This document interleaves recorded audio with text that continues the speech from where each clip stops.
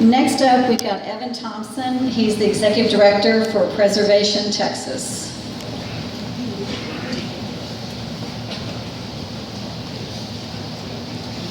Thank you, Deb. I come empty-handed. I'm not elected.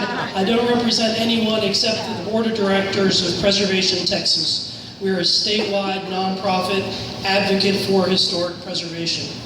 And we're proud to be here today to recognize Alice because every historic preservation success story in this country, beginning with Mount Vernon in the 1850s when Anne Pamela Cunningham advocated to save George Washington's house, to today, every single project that has been a success, every building that stands as a testament to its community is here because there's always one person who is completely and totally dedicated to saving, preserving, and making sure that that historic place remains vital to the community in which they live.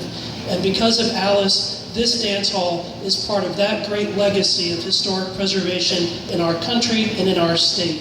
And so I want to thank you for your lifetime of work here and challenge all of us to continue your legacy in supporting this great hall and others like it across the state. Thank you.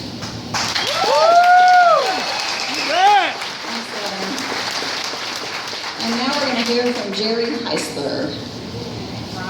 Ooh.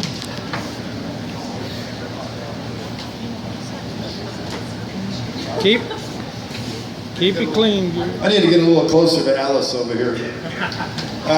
You've heard a lot of information about Alice and the hall, and many of you have lived it, so you know the history of this hall, but maybe there's some folks here that know some of the things about Tom Sefcik's hall and everything that's been here. Kenny and I collaborated. Kenny is Alice's youngest son, and Kenny and I collaborated, and I got pieces of information from other seasoned citizens.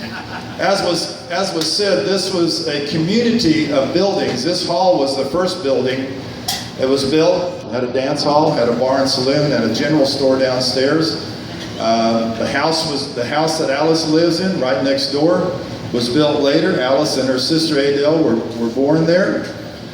They used to do all kinds of things here. There was a blacksmith shop. There was a lumber yard. There was a barber shop. And it was a community. It was a gathering place. I don't know why it wasn't named Sefcikville. I guess because it wasn't on the highway. I don't know. There was a gas pump and a kerosene pump right up front where you could take care of that kind of stuff. I guess you hear about one-stop centers. I guess it was the one-stop center in the 1920s. I don't know. The hall was expanded in 1954, and the additions around past the columns here were added on. This dance floor was worn out, had to be replaced in 1953, which I think is kind of interesting. The bar downstairs is the original oak bar that was installed. Interesting, again, going back a little bit, around World War II, or before World War II, there was no electric power grid here. And so Mr. Tom, Alice's dad, was pretty ingenious. He had his own 36-volt battery lighting system. And it had a bank of batteries, and had a generator that charged them up. There was a string of lights for the parking lot and of course the hall, but the house still had to operate on candle. It was just for the customers. That went away, of course, in the 50s, and then came ice boxes that could cool drinks and those kind of things. But for a long, long time, ice was brought here in 200-pound blocks. They were chopped up into smaller blocks. All the ice was chipped up into big old troughs, and that's how you ice down the cold refreshments, adult and other kind. So those of you that were around in those days remember that it wasn't all enclosed like this. This was the cool part about Tom Sefcik Hall.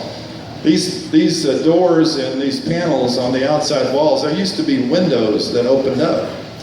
And so that was the natural air conditioning that happened here. You'd open those windows and you could hear music for several miles around.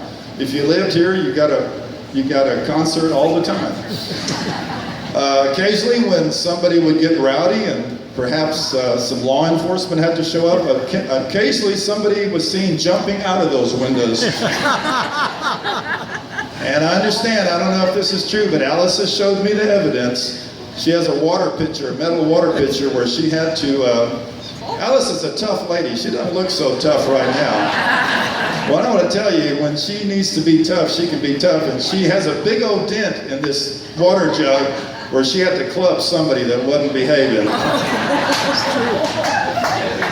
Anyway, I hope that wasn't one of y'all. His name was Joe Hardiman. Anyway, the statutes of limitations run out on that. Later, air conditioning and heating was put in, indoor restrooms. There used to be outhouses. Everybody remembers that, I'm sure. And so again, to make things more comfortable, things were air conditioned and heated, and kind of came up to this century. There was all kind of gatherings here, as I mentioned before, political gatherings, woodmen of the world, fraternal life kinds of things, weddings, anniversaries, whatever. And there were baseball games. This is the other part about the gathering. After World War II, there was a very active baseball leagues around here. And there were baseball games out in this field. And they were all-day events and very, very popular. I remember I was just a kid starting playing music, and I'd come here and the baseball games were going on. We'd play music, and then there'd be a dance up here.